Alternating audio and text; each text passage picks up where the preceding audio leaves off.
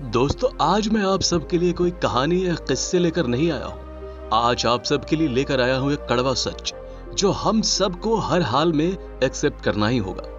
Kodak company याद है आपको? 1997 में कोडक के पास लगभग 1,60,000 कर्मचारी थे और दुनिया की लगभग 85% फोटोग्राफी कोडक के कैमरों से की जाती थी। पिछले कुछ सालों में मोबाइल कैमरों के उदय के कारण कोडक कैमरा कंपनी मार्केट से बाहर हो गई।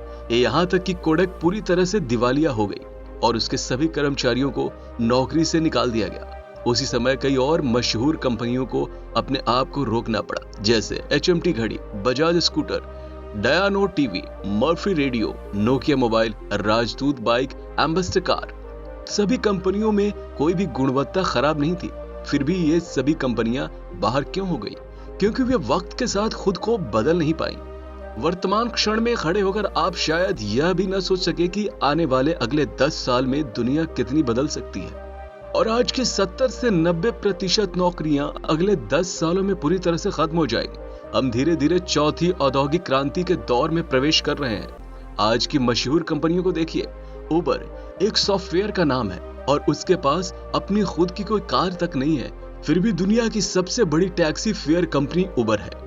एयरबीएनबी आज दुनिया की सबसे बड़ी होटल कंपनी है, लेकिन कमाल की बात यह है और मजेदार भी है कि दुनिया में उनके पास खुद का एक भी होटल नहीं है।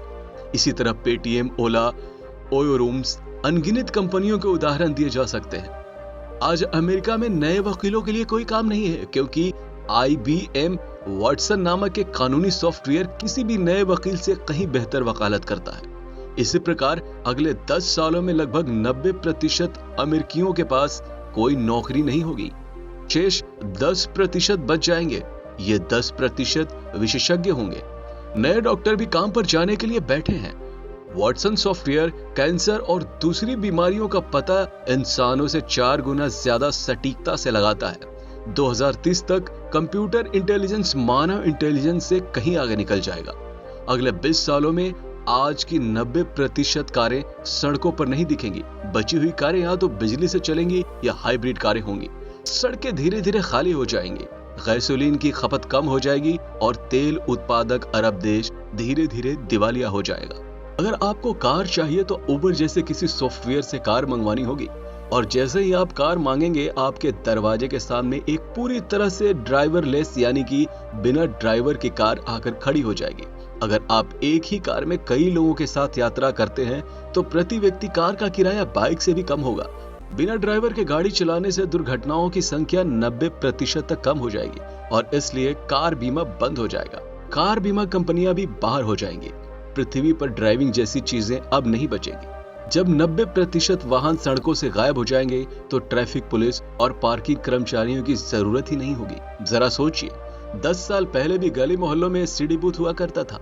देश में मोबाइल क्रांति के आने के बाद ये सारे STD बूथ बंद होने को मजबूर हो गए। जो बच गए वो मोबाइल रिचार्ज की दुकानें बन गए। फिर मोबाइल रिचार्ज में ऑनलाइन क्रांति आई और लोग घर बैठे ऑनलाइन ही अपने मोबाइल रिचार्ज करने लगे। फिर इन रिचार्ज की दुकानों को भी बदलना पड़ा।